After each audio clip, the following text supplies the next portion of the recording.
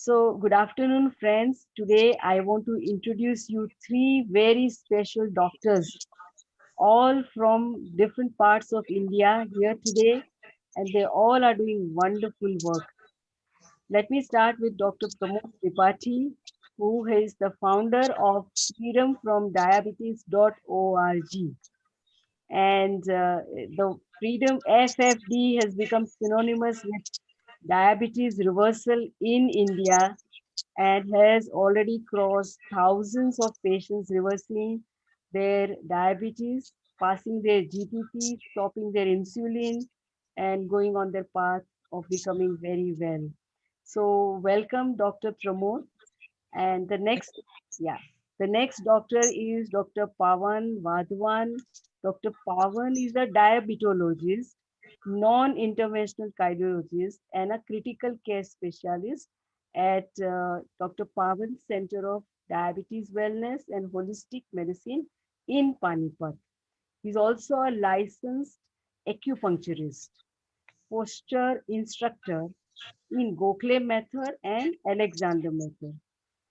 I also want to tell that he is also practicing what is called as um, food, holistic approach involving food and also meditation techniques. And he is helping many patients reverse their type 2 diabetes and some also type 1 diabetes.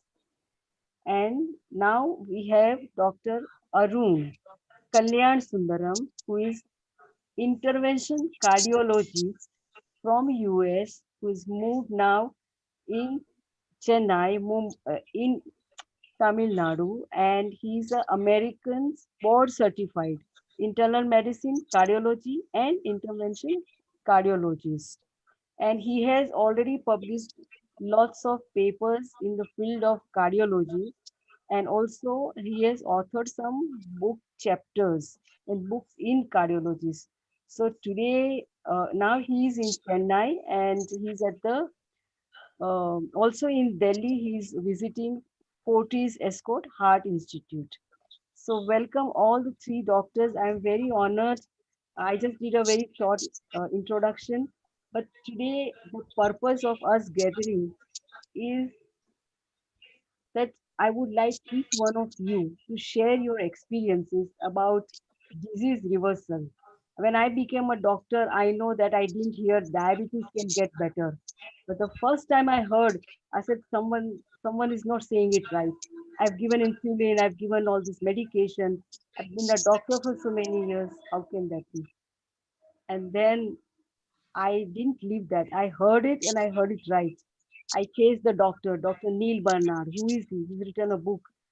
And then it turned out to be a very simple diet approach. And Dr. Neil Bernard came to India and we did many workshops with him and we took down our notes, how he's doing it. And then we Indianized the entire program and started it. And then we were very surprised that some of the patients reversed their diabetes in the first month itself. And then there was no looking back. And that was like more than 12 years ago. And some of our patients are still out of diabetes even since then. So then that's our journey. And now I know this is the truth. This is how it happens.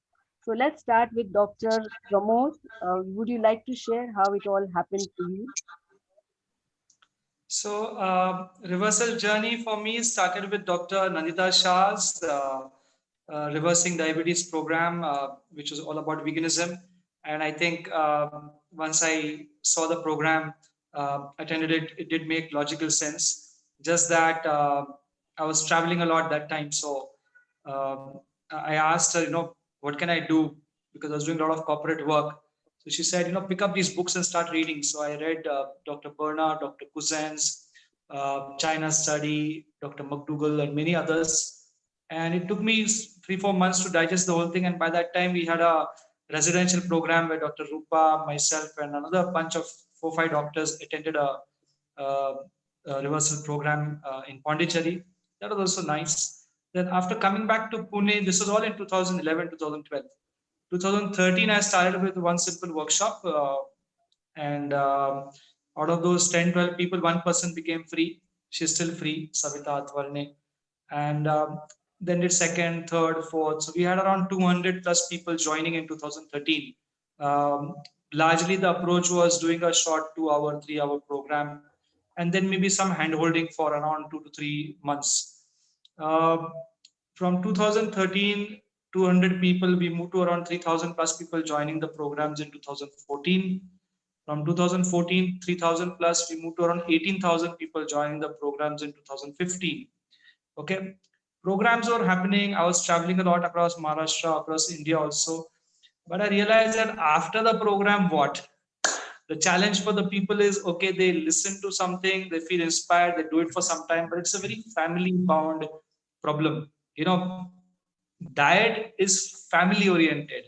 You know, if your mother-in-law says no, no, you must take the milk, if your husband counteracts, or if your wife or kids, it becomes very challenging for people to really continue just a diet form. So it took a good 4 or 5 years for us to kind of stabilize the whole program.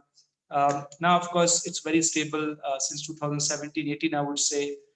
It's a 1 year program we run, and now more than 5,500 people are documented with us on our CRM who are free of medications. Okay, 1,500 plus are free of insulin with their names and entire data. There are many more, some older data we still have to dig out and get it in place. And two research papers have got published. One on nephropathy reversal, 306 cases, very interesting data, and metabolic syndrome. So it's been a phenomenal journey. I see nowadays almost 80% of type 2 going off insulin. I'm talking of data in hundreds, okay? 60% plus or so going off tablets in a matter of, again, 6 months to a year's time. Hypertension, I find the statistics lower, maybe around 12% to 15% going off tablets. Cholesterol is higher. We find around 35% plus people going off cholesterol tablets. In fact, many of them are overdosed with statins at times. And that affects their microalbumin, the TSH scores, the kidney reversal also. Thyroid is the lowest, I would say, because it's largely autoimmune in nature. We find around 4 or 5% going off medications. Weight loss is huge. Latest statistics we have of a gentleman in Gurgaon, 57 kg weight loss. And there are many with 30 kgs weight loss stable for the last 3 years, 4 years. So there are 2,000 plus people who have lost 10 plus kgs of body weight, all documented and kept. So it's been a phenomenal journey on a vegan diet. And what we found is diet is definitely the clincher when you begin the journey, because it's very tangible. Immediately you get the results. But if people remain with the diet, then they miss out on some other parts. They have to progress into reshaping the body through balancing their exercise routine. So diet initiates the reversal. Exercise sustains, I find, the right exercise. And what really encapsulates the reversal is the inner transformation. They need to change from within. Their stress levels have to shift. Their positivity has to come in. Their confidence, their clarity, their wisdom, everything needs to happen. And it's an incremental process. It's not overnight, suddenly things happen over long term. Like, we've got the largest database of people who have cleared glucose tolerance tests maybe in the world, because last year we published data of almost 180 plus people who have cleared GDT. This year we might have more than 250 people clearing glucose tolerance test. Okay, it will be all published online. There'll be a big program on 5th of December.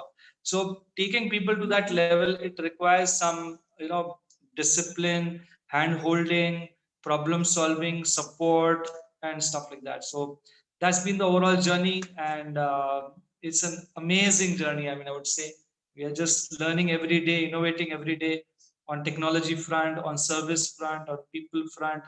A lot of time and energy has gone in developing apps and softwares, and now 120 member team is working with us.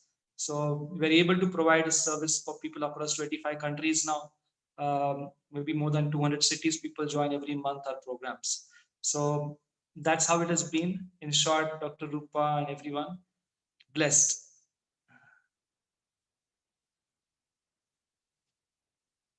We are like instruments, catalyst in their journey. And it is amazing journey, because what a beautiful smile they give us, Then year on year, they say no diabetes, sugar normal, sugar normal. It's like a new life given to all of them. Wonderful. Dr. Pawan, you're also so many diabetes patients we get there. Videos are also there on internet, some of them type 1 also. You want to share? Yeah, ma'am, I'm actually finished my MD in 2011, and then I was busy in Ram Manohar Lohia Hospital and JB Pant Hospital, where I did my senior residency in cardiology in JB Pant, and then I was there in Ram Manohar Lohia as a senior resident in the diabetes department. Hmm. Uh, we usually in RML Ram Manohar Lohia, the OPD is very heavy. Means we used to see 300 around 300 patients of diabetes per day. And in my 3 years career in RML, none of the patient uh, uh, I started on one medication, it went to two to four to six to means like insulin, and all deteriorated. And my inner uh, exploring mind was searching for something, and then finally somehow by God's grace the vision came into me that there is more to it. And then I started studying the oriental medicine, where I learned acupuncture techniques to stabilize the mind, and then food was the issue with diabetes. And I did research and find out that yes, whole food plant-based diet is something which is exactly which should be given, we all should be eating. And then I explored. My main mentor is Dr. Michael Greger, and then Nandita Shah ma'am, and Dr. Jean Ornish, Dr. John McDougall. I did all the courses from them. Dr. T. Colin Campbell also I joined, and find out that this thing is beautiful. And then the problem came into the reversal of the back issues and cervical issues and joint issues like osteoarthritis. Then I learned, for that I learned Iyengar yoga. I took classes there. I went to US to learn Gokhale method and Alexander technique, and then I brought it to India and I'm using in Panipat, and then learned some meditation techniques from Indian masters like uh, Dandapani is there, and Osho I followed. And finally, I was there in critical care medicine in Panipat, which is one of the famous hospitals in Panipat is Ravindra Hospital, where I was there in critical care, head of ICU from 2013 to 2017. From 2017, I quit everything and I just opened my small center where I started doing my own OPD in my own way. And by God's grace, because my path was right, so the local people started building up. I'm not much involved in social media and not means onto the not too much on the internet, but because my already my local Haryana is pouring on my center, so just simply doing my job and trying to improve the community. And in Haryana, it is little difficult to stop the milk, and but still we are managing it, and we have a huge data. And once things get stabilized, maybe in 2 to 3 years, I am going to come up with a lot of papers. Research is with me, but we have to come on the way. Time is needed to develop papers.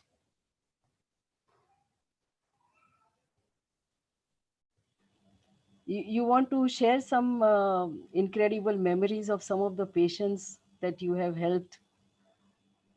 Yes, we have helped a lot of patients in type 2. I mean, like in food, we are doing great with type 2 diabetes. We have a huge success with heart disease and hypertension. Hypertension is my latest research on where I am able to manage quite high BP patients, because recently we have one of the books I read was The Salt Kills by one doctor in US, and we have developed a diet. We are putting people on the rice diet of Dr. Walter Kempner. This diet is something marvelous, and even the chronic kidney disease patients whose BP is around 200, 250, they are getting reversed within 1 to 2 months. Many people have stopped insulin. One person I remember from Calcutta, 100 units of insulin he was on, and he was off the insulin within 1.5 months, which was like surprising for me. Then thyroid also we are taking with, because in thyroid we have found out that the main emotion is agony and anxiety, and we are doing acupuncture, and more than 100 to 150 patients of hypothyroidism we have reversed. Cancer patients I am having right now who are following a diet, only 4 patients are there. One patient of stage 4 prostate cancer, he was told he will be dead by 2016. He's still alive, and his secondaries are there everywhere, but he's stable and eating normal diet. So like that, many people are there, and the journey is good, enjoying simply. I have seen one of your video where you mentioned that there is no difference between A1 and A2 cow milk.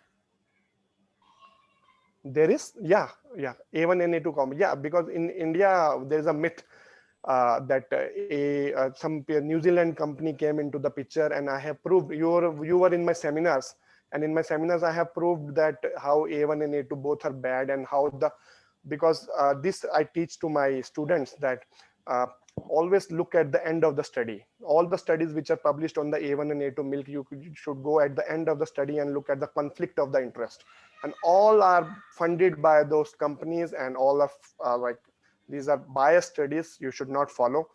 uh, Means whatever my research is on milk, there was a big controversy in Panipat, because many videos I released, and then some of the videos I have to take back because of some problems came into the our Panipat. But still, people who are following me, simply slowly they are stopping. And plus I have now taken agency of Urban Platter Company milk, and we have opened a small showroom where all we have put some fridge and some vegan products we have brought. So that is going, almond milk the people are liking now here. Very nice. What a wonderful way of transforming into a belt which is milk loving belt, North Yeah, India particularly. correct. And to the arguments that ghar ki gai hai, we have a cow at home, A2, why can't we drink that? I totally agree. Dr. Arun, would you like to share with us your journey into plant-based diet and lifestyle, and how it all started with you? Sure. So, I mean, first of all, thank you so much for inviting me for, you know, for this particular meet, and really appreciate being part of it. And just looking at and hearing Dr. Pramod and Dr. Paawan just talk about their journeys, it's truly inspiring to see the strides that have been made in India in terms of lifestyle management, and like, really trying to make a holistic difference to the patient, and approaching these chronic diseases. So my own journey, I would say, I did most of my training after my med school in the United States, and then I was, in my cardiology program at the Cleveland Clinic, or rather interventional cardiology program, and it was one of these chance things, and I've always been kind of intrigued by how do you prevent this, right? We keep hearing about these, more and more complex procedures, etc., for treating disease, especially heart disease, and so I actually came across Dr. Calvin, who also is he's in Cleveland Clinic. So, it was really a very, very inspiring figure to me personally, because, here is a person who is, so passionate about the whole thing, and just like having heard his story, and I kind of thought, all right, so this is something that we got to take a little bit more seriously. And so if you my own personal, I can't claim that I have, I don't have a regimented program for inspiring people, or a structured program to get people to go from point A to point B. But what I tell people is this: I do amongst the most complex angioplasties, in the country for sure, and pretty much anywhere globally. And that was one of my big reasons to move back, was to do blockages that nobody else pretty much would do. That's what really gave me the confidence to come back to India, because I'd been I've never worked here. So for me, it was a completely different world. But I tell people this consistently: we don't cure disease. Me putting in a stent, or someone like, you having had bypass surgery, we are not altering the fundamental things. Like, we are not, we're not really curing you of disease. Yes, getting a angioplasty is life-saving in a heart attack, but typically, what people don't realize, and many times, is that differences that they make in their lifestyle, right? That has a much more telling effect on their long-term prognosis. And I mean, whether I would like to kind of say, like, if you look at the 1990 um, study, which I think really was kind of the pivotal one, that Dean Ornish published. I think it was in JAMA, which was it's such a great study. And then of course Dr. Esselstein's been kind of publishing his stuff, and Neil Barnard, Dr. Barnard from PCRM is a good friend. So it's like, I mean, they've done a lot of work on diabetes. So I mean, these are things that, so typically for me, it's on a one-on-one basis. So anytime I do any kind of a procedure on a patient, or even when I see them, I'm like, hey, this is really what you should aspire to do. This is what you should be doing. So if you're a smoker, absolutely quit smoking. If you are, you try to get to the gold. I mean, the gold standard, I think, is really a plant-based whole, like, eat real food, like, whether it's Furman's formula or Dr. Esselstyn. Think about, like, don't add any oil, etc. That's the gold standard. That's what you should be pitching towards, and work towards it. And people sometimes, especially when I move back, we have such a disproportionate weightage on. I'm like, I work out, so it's okay for me to eat junk. It's okay for me to do all this stuff. And again, I mean, I think there's this other huge thing, which is the protein myth. Or you're a vegan, how do you get enough protein, etc. So I mean, I think there are a lot of things in play, and I think Dr. Paawan kind of touched upon it. I mean, there are some other forces too, which kind of, there are lots of factors that go into how people make decisions about their life. I mean, you have, some of it is cultural, some of it is like, what your family tells you, some of it is what media kind of, really forces upon you, etc. So my whole take on it is this: look, I look at heart disease, and I'm going to kind of focus on heart disease because you have like two other experts on diabetes. Is really like you've had an accident, and I'm the guy that owns the body shop. So my job is to kind of get you back on track, and then your car or your body is something that you need to be responsible for.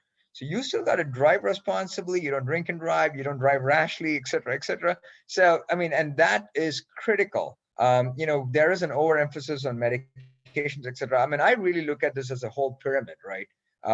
Lifestyle change, the only thing that can happen, and with like virtually no side effect. Yes, it's hard. Yes, it takes some effort on your part. But hey, listen, every medication, you read the back label. Yes, I'm not against medicines, but it does come with some potential side effects. Procedures that we do, right? We always get informed consent so that people understand what they're signing up for. You might be the best interventionist on planet Earth, but I can't make the risk zero. The only thing that you guys, like, as consumers and as patients, that comes at like no side effect is lifestyle change. And there is enough evidence. And I mean, especially, I want to just touch upon this very, very briefly. Endothelial dysfunction that happens, when you are an omnivore or a carnivore, I think it's really telling. And if you look at TMAO, it is critical to understand that, I mean, if you are on a total plant-based diet, you almost don't produce it, and these affect long-term the endothelium, and we need to understand that, these just doing a snapshot procedure or something, unless you change this, you're still at risk for cardiovascular events. And unfortunately, India holds the, we are the diabetic capital, and we also have the largest number of heart disease patients, and these happen at a younger and younger age, in South Asia overall, if you think about it. So we need to realize that patients, I mean, we have the power to change our long-term outcomes. So I'm actually really intrigued, and maybe after this, I would love to like kind of sync up with each of you guys to see if there are programs that we can get people on, because I personally haven't had time to actually develop a program. But hey, why reinvent the wheel if it's already out there? So lifestyle change have a massive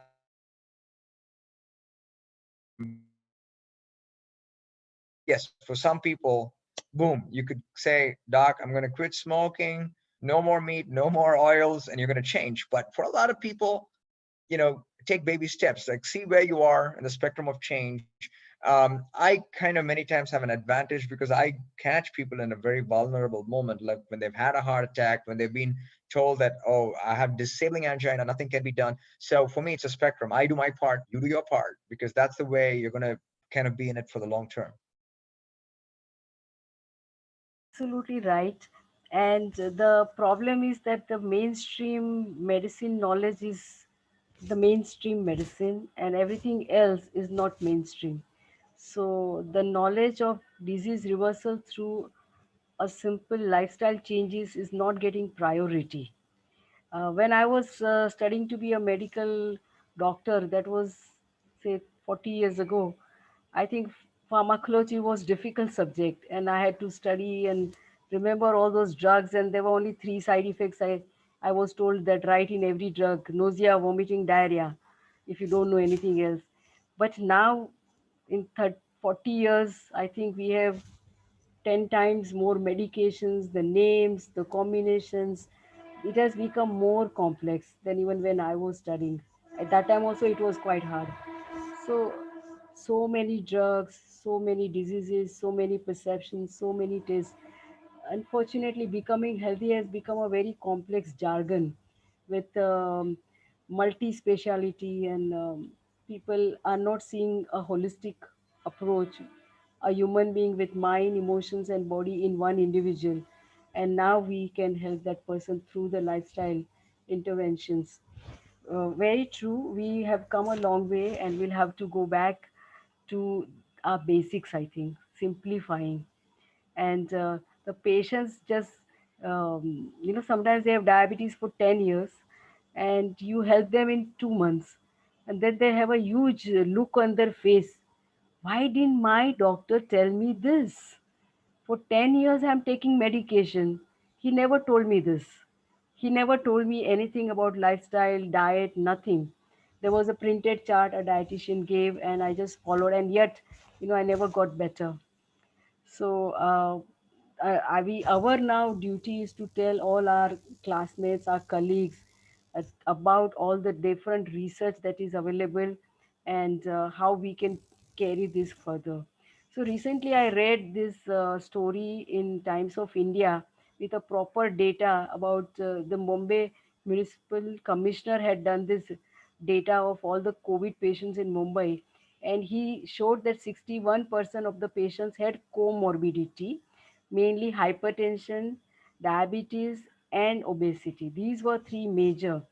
So that tells us to the next step, that all these measures that we do does help in these diseases. We call it as metabolic syndrome X, right? We found a good name for it. Call it as metabolic syndrome X, and that has got PCOD and thyroid and everything is bad, lipid profile, everything is included in it. Fair enough.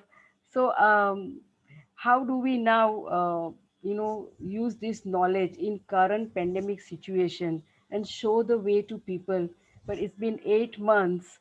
The world is waiting for some magic wand or some magic vaccine, which we all know can't be magical unless you have a good immune system. Even a vaccine may not work. You need immune system for some response for your vaccine. So ultimately it still comes down to have a healthy body, and there's no magic drug. If it was there last 8 months, we have seen quite a chaos. So, but we understand that there is a probably two-way possibility by becoming healthy. And there's also another one that is about our close proximity to animals, wild animals, and using them at various levels in our life, either as food or personal belonging.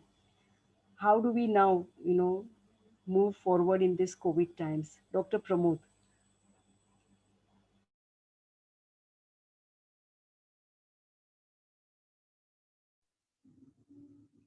So I'm in the hotbed of COVID, Pune.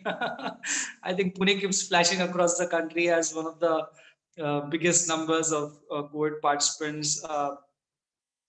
Yeah, and our clinic where it is, you can hear an ambulance moving from that Tripathi Road area every few minutes. So it's definitely not a great state of affairs that is happening.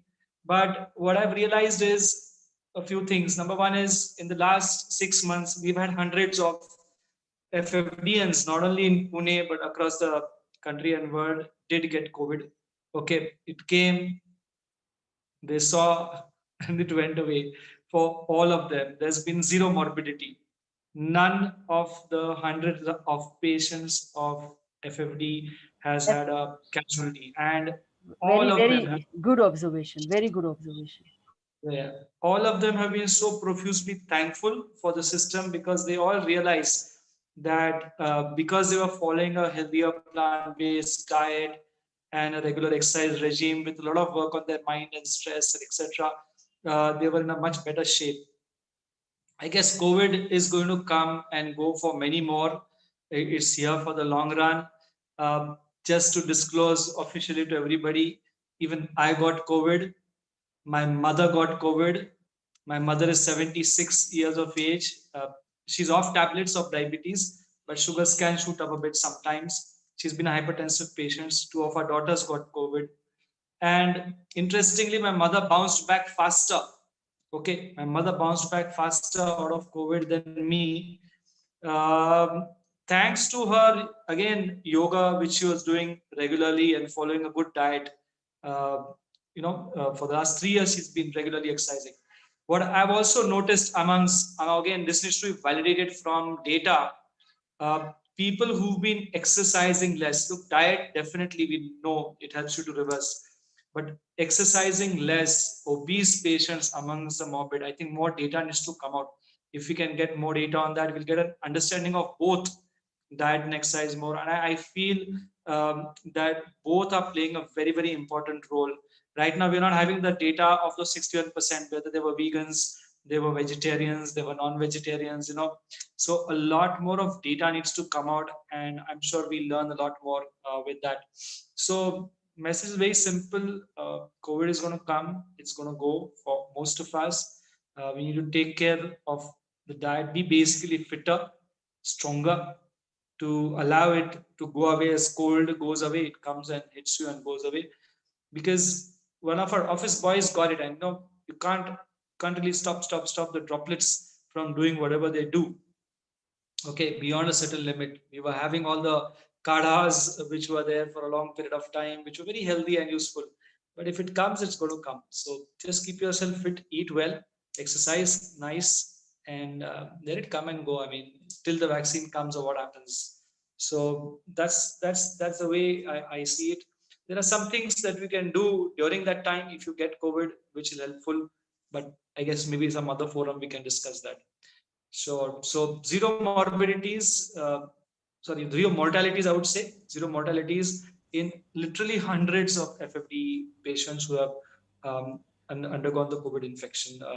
We might have to collect the data. We've tried to send some Google form and get some data and all, but it's really tough to get data, very, very, very, very challenging to get all the data. Yeah. One of the interesting observations that Dr. Shashank Joshi made over here in Mumbai is that some of the patients who had never had diabetes suddenly presented in the hospital with 500 blood sugar, and they were first time diabetic, were actually COVID positive, and they were kept on insulin, and it took almost 10 days to bring down the blood sugar. And when they go back home, maybe they are out of the diabetes for the time being, but it was a very strange presentation of COVID with acute hyperglycemia. So somewhere we have to learn that different strains of virus, one of them is also causing this blood sugar imbalance. Very interesting. Dr. Pawan, you want to share about the current pandemic and what we can do with our knowledge? Yeah.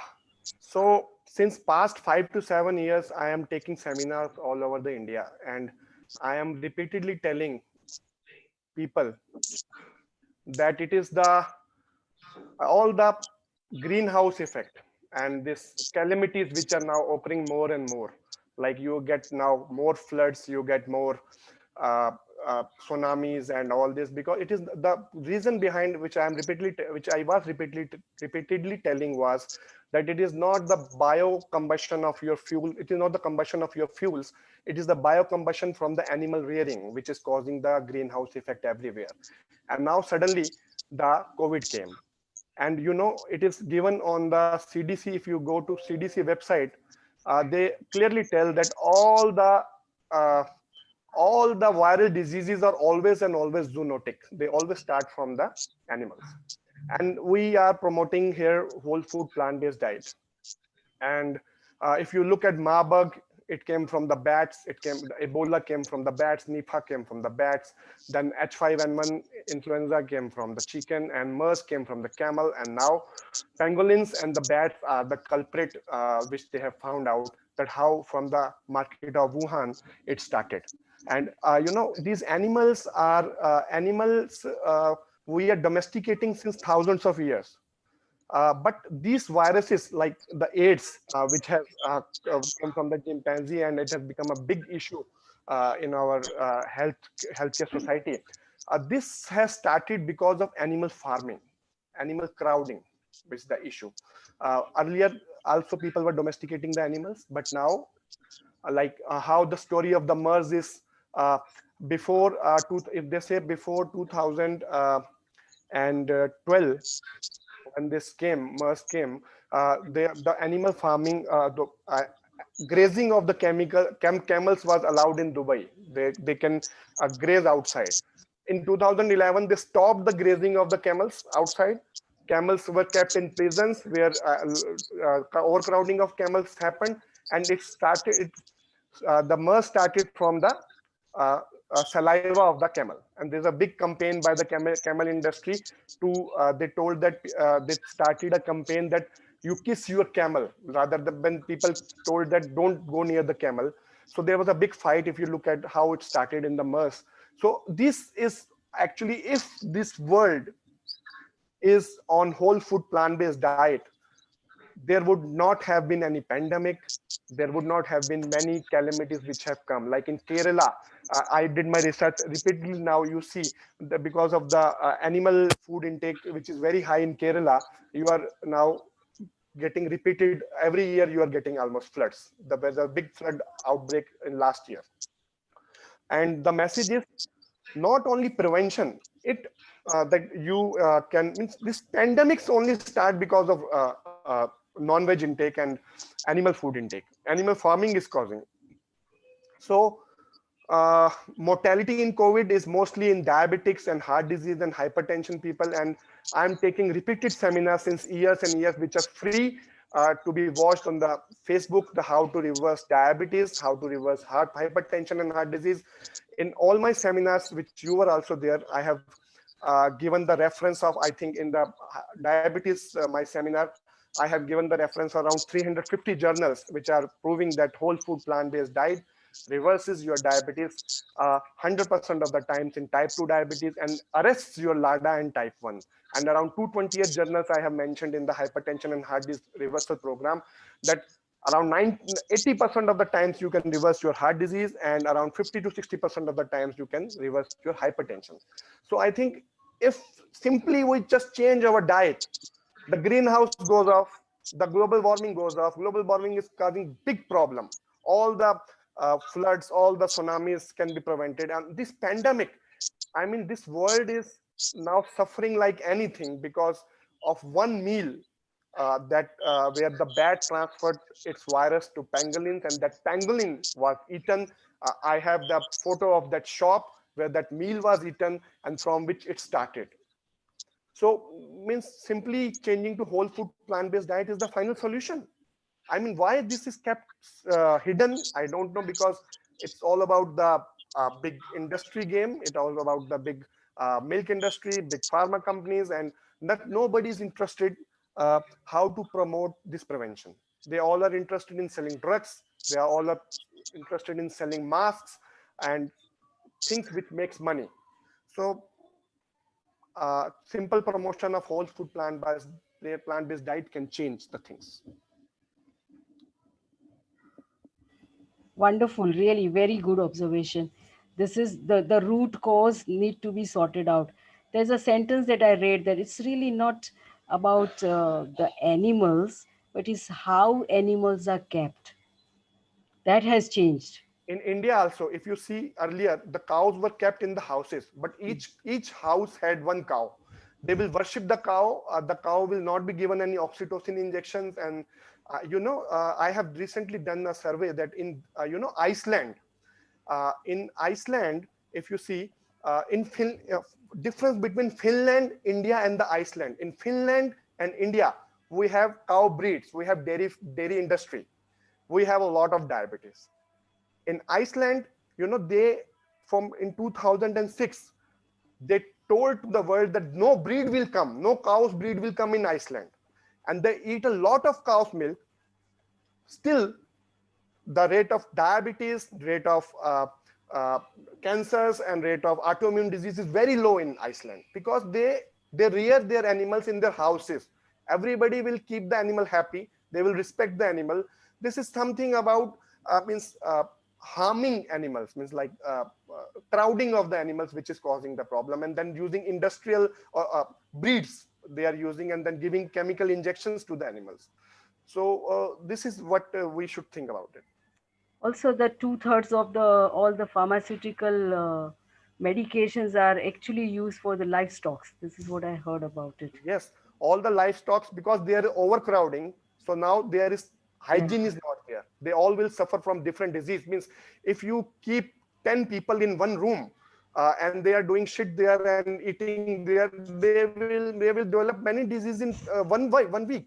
And they, in a 100 yards area, they will keep around 1,000 chickens, and they will be fed tetracycline antibiotics daily in their food. And the bioamplification of that antibiotics happens when you start from the grasses to the animals, and then comes into the human beings, and then building up of the pesticides. This is all what is the problem.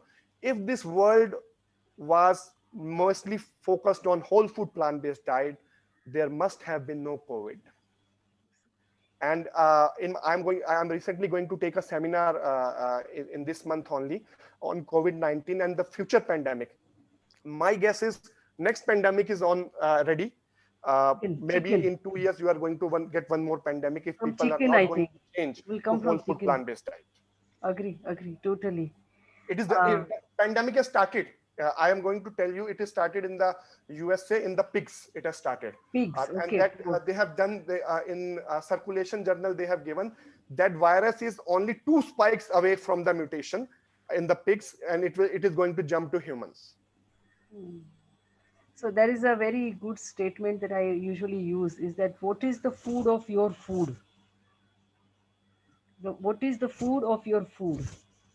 Even if you have, say, a potatoes, if that potatoes have been grown on a ground that has, heavily sprayed with pesticides and herbicides, then it's all going to go into our system.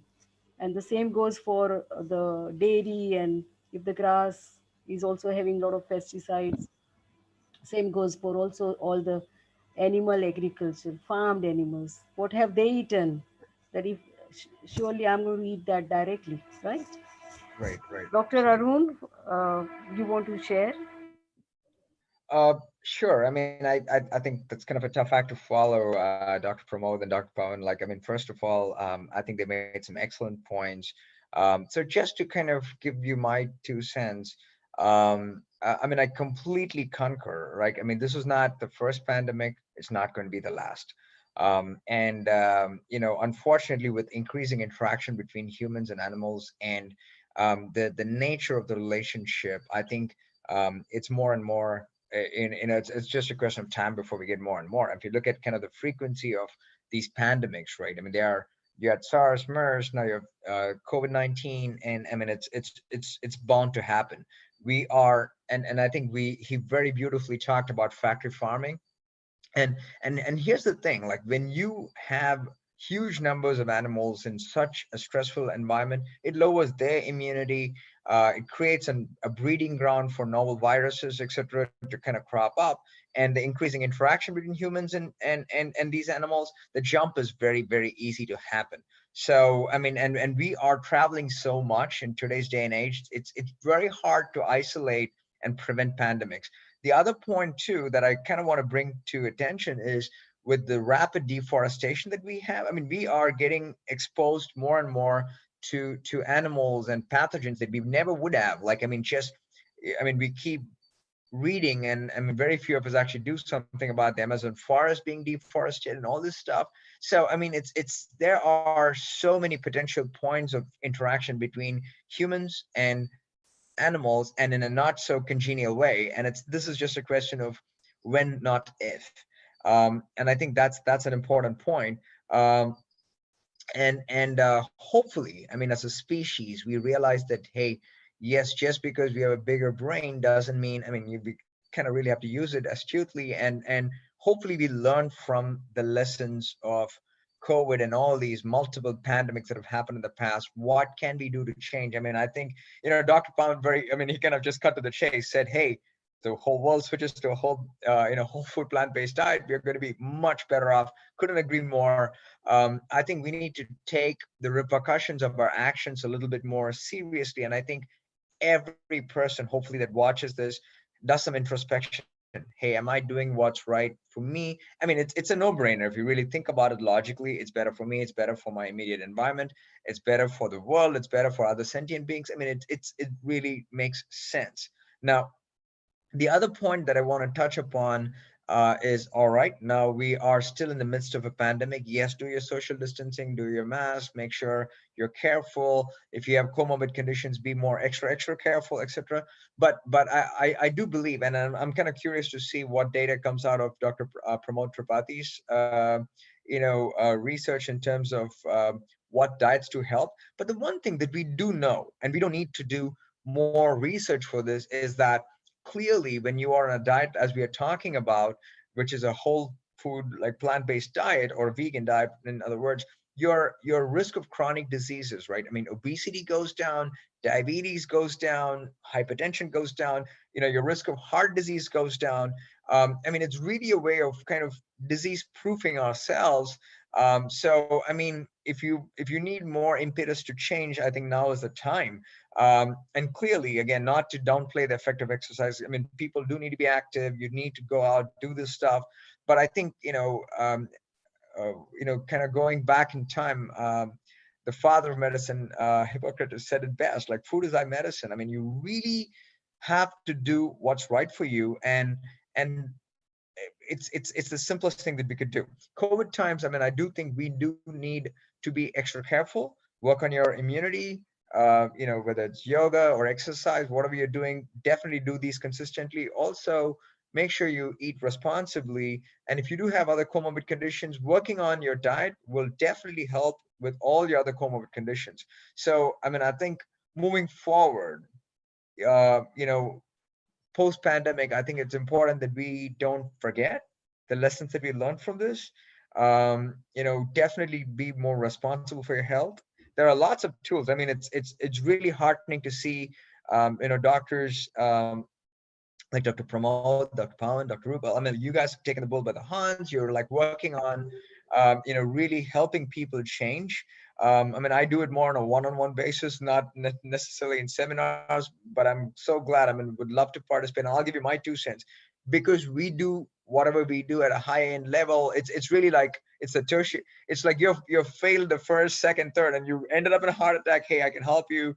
I can help relieve angina, but do understand that fancy therapies, we are not curing heart disease by putting in stents or bypass surgery. You have to do stuff that you can to prevent getting on the table in the first place. It is critical. I can't emphasize this enough. And trust me, I mean, coming from me, I mean, many times people are like, aren't you kind of speaking against your own interest? I tell people, put me out of business. That should be the goal. I mean, accidents still will happen, right? Unfortunately, we are there to help you, but you shouldn't bank on the fact that we have body shops to keep having accidents. Please, COVID or otherwise, take these as an opportunity, make responsible changes, take more responsibility, do this. Thank you, guys. Very well said. And we have unfortunately created a culture which says there's a pill for every ill. And for last 40 years, we've been prescribing more and more drugs. Every time a patient comes to the clinic, how are you? Well, any problem? No. Sugar is under control. But are you on medication? You're on medication, right? That's not being well. You're not healthy. But that is the kind of impression that they have, that everything is good when you take a pill. or when you there'll be some magical pill or a vaccine also will come for some disease. Well, so that is why people are a bit lost and still waiting that some magical thing will happen. But isn't that's not the one which is straight on is to get onto the plant-based diet, change your lifestyle, work on your stresses, and really look for the root cause, which is animal agriculture, and don't promote or do not consume any such products. Automatically, when you don't demand, the industry will go. I know in the US now dairy alternative industry has become very huge, and the dairy industry is going down every year, and some dairies are closing. That's a good news. So now this is the discussion we know is extremely important, but how do we take it mainstream? How do we get our colleagues to get interested in this and at least start paying attention? We are not saying that you leave your profession. We integrate this new knowledge, the diet and lifestyle, along with already some allopathic support is required. It's fine, and then you can gradually reduce it. How do we inspire them? How do we? I know in the US there's a conference that happens in the month of September, where about 400-500 plant-based doctors gather, and then they discuss in California 2 or 3 days all the benefits of plant-based diet. I really visualize that same thing should happen in India, and we'll have some conferences where 500 doctors will gather to discuss about the benefits of plant-based diet now. Mainstream medicine doctor. So, Dr. Pramod, show us the way forward so that more and more doctors come along, and get into this, because there's no rocket science here, right? Yeah, I mean, there's no rocket science there, but there is a method in the madness which needs to be decoded. What I would foresee changes happening. I mean, Dr. Rupa, and we've been watching things. So a lot more doctors are getting inspired, and that's very powerful because it's all about passion. One doctor passionate about reversal, one Dr. Arun, one Dr. Paawan, one Dr. Rupa, one Dr. Pramod. We have amazing powers by which we can channelize them and make changes. So just to give an example, like what can be done, two three things. One is mass level initiatives. They are very very important. This talk which is going on, which will inspire people. People need to get a taste of success. So this year we have innovated something which we started last year in a small manner called the 30-day diabetes reversal challenge. Okay, so every day morning 7:30 to 8 people gather and we do half an hour of power packed energy transfer exercise, and people do share that within 7 days there are at least like somebody from Pakistan, somebody from Cuttack, somebody from different parts of the country, they are sharing during that particular session while we're doing exercise. Okay, I've become free, my fasting has come down, blah blah blah. And when people gather in large numbers, because online is going to be the way where we can gather people in large numbers. It's going to be difficult to gather them physically for, I think, a while. So mega online platforms where people gather, they do something together, meditate together, exercise together, share together. Okay, because that is very infectious for others. I feel one person who passed glucose tolerance test has the potential to inspire 1,000 others. 1,000 others, because he or she becomes a role model in their family, in their community, in their locality. People look at them, I got 20 kg down, 15 kg down, looking so good. People get inspired by real results. And we need to be able to scale it up in a large way at the mass level. That's number one. Number two is publishing papers, publishing papers, publishing papers. We have to publish a lot more papers into the big journals, okay? And it's a big challenge to, when you're actually delivering the goods also, in terms of you're managing people. Dr. Pawan might be facing this while you're handling patients. How do we get time and energy to get into research papers and all that? So it's a big thing, but we need to publish papers and inspire the masses through a lot of online programs and what do you say, tools whereby they can interact with each other, come to know the truth. The reality has to reach many more people. The reality has to reach. Social media needs to be used big time. Videos have to be used. We have to use all tools of marketing that way, I would say. Many times marketing gets a bad name, saying that, oh, this is marketed, so no, no, no, no. In fact, some of my batchmates, when they meet you, you're a great marketer, yaar. I mean, amazing you are doing, great marketing you done. And for the marketing, first the stuff needs to work. The product, the process needs to work. When Coke and Pepsi can be marketed and reach the masses, why can't good things be marketed? So we all have to learn marketing, I would say. Doctors have to need to learn marketing, need to learn how to reach the masses, need to learn how to publish papers. That's how mass level work is going to happen. Otherwise, we will all be contributing wonderfully in a few hundreds, a few thousands. But when we're looking at big change, we need to have big numbers. Our goal is 100,000 people becoming free.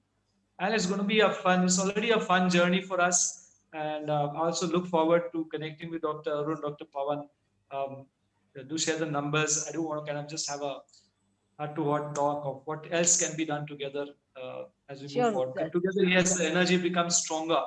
That is Together, my energy aim, becomes stronger. to bring together all the medical doctors in India on one platform, and all of us, gather each every now and then and have our own interaction personally, and really become a very strong group ourselves. Very wonderful input. Very wonderful, really. Dr. Pawan? Yeah, ma'am, sir is Pramodji is right that we have to create examples. We have to reverse people's diseases. We have to publish papers, and already a lot of research is there in the medical journals. We just need to see through the papers. Like for simply recently, I have launched a hypertension and heart disease reversal program, where I am building a data on hibiscus tea versus the enalapril and losartan. And to my surprise, now the research is already there that hibiscus tea is much more powerful than losartan and enalapril. But to crack that paper, we have to use. Then I was using SkyHub, and like in recently about this cholesterol and the antiplatelets ecosprin. The ecosprin resistance concept has come, and the research, one recent paper has compared head to head the raw garlic versus the ecosprin, and the results were fascinating. Then about the Indian gooseberry, which is the amla, they have I have the data. They have compared head to head pivastatin with uh, Indian gooseberry. Around 500 patients, they have done a randomized controlled trial, and the Indian gooseberry outpassed the pivastatin. Means in lowering the cholesterol, plus there was no side effect of the pivastatin in the Indian gooseberry. Means amla is something which is fascinating, and now I am using in my patients and keeping a follow-up. Only thing is the research of these papers will not be uh, shown to the people. Means it will not come to the doctors, it will not come to the mass media, because there is the industrial thing is which is pharmaceutical company, they will be showing only the research. So thing is, research is already, there are thousands and thousands of papers there on a whole food plant-based diet. Only thing is we need to reach those papers, we need to read them and then use them in our this thing. So but the main thing is really that papers have to be published, which I think I should Did we just start now. Right. Great. We just lost you Thank for you. a few seconds, but because of the internet, but we are back again. So, Dr. Arun, what would you like to say to the way forward? How do we get mainstream doctors and masses totally interested in this? So, I mean, I think first of all, this is a great platform. I mean, I think this is step number one. Like, even getting people together and putting something like this, I think is fantastic. I completely agree with pretty much everything that I think Dr. Pramod had talked about earlier. I mean, there are when you think about this, right? If you want to get people together, it's good to build bridges. You need data. I mean, I do think there's good data on whole food plant-based stuff. It is very hard if let's say you want to get a publication in any jam, you want to randomize people, etc. It's going to be super challenging. And frankly, I think in today's day and age, it's probably unethical to randomize people to an unhealthy diet when we clearly know the benefits, and that's okay. But it is important that we still get good registry data. And so not everything needs to be an RCT. You can still do really good registry data. I also think you should use informatics and modern technology to kind of help get data. I mean, like now people can take their phone, take a picture, and technology and has gotten good enough that we should be able to like assimilate, like get quickly pull the data, make it easy so that we get large scale data on what patients eat, and then the various benefits of diet and lifestyle changes, etc. I also think we should start thinking more synergistically. I mean, here you have Dr. Pramod doing phenomenal work, you got Dr. Paswan doing I'm sorry, Dr. Pavan doing great work, and then you're doing great work there. And if we can kind of get these things together, I mean, form some kind of a consensus statement, say, hey, this is what we guys are recommending. I mean, yes, I'm sure there will be differences, in the nuances, but overall, I mean, I think we can have consensus statements, because I think that'll be good. I think Dr. Pramod also kind of hit the nail on the head. I mean, think about the marketing that a lot of people do in terms of when you're talking about, say, soda or cigarettes, whatever, right? I mean, now, yes, cigarettes have become uncool, but I mean, historically, if you think about the amount of money that is spent on, essentially advertising cigarettes versus public health expenditure. I mean, this is not just in India. I mean, this is a global issue. We are vastly outspent by, let us say, other industries. So we got to be smart about it. I mean, there is no way, you can outspend them. So how do we kind of counteract this? You kind of have to be clever about it. We have to work together. We have to come up with consensus stuff. We got to use technology. And frankly, the other thing that I'm always very cautious about, and yes, there are myriad reasons for why people need to be on a vegan diet, right? But I mean, the one thing that I usually tell people is, like, I have enough people that are talking about the environmental costs. I have enough people talking about, the ethical factors, etc. So, I'm going to try and keep this as scientific as possible, because I mean, there's no point in everyone saying the same thing. So, we really, let's stick to the science, and I think if we can actually prove to people and try to build bridges with other doctors. I mean, I don't want to go out and tell fellow, let's say, cardiologists and saying, hey, what you're doing is bad. No, that's not the point. But do you know that there are lots of other things that we could be doing for our patients that will, because most people, like most doctors, got into medicine because they want to help people. And I think if we can, instead of like it being confrontational, if we can work collaboratively, I think it'll help, we will go a long way in actually building consensus. Right on dot. A positive approach instead of criticizing. I always say integrated approach. So let's all work together. Earlier, I used to always feel that we are going against the tide, but now the tide has turned towards us actually, towards the vegan lifestyle, the plant-based lifestyle, and that has become more in the vogue now. People are getting very interested. So now it's our time. It's our time to speak up, uh, in the language that they understand, and then carry this forward.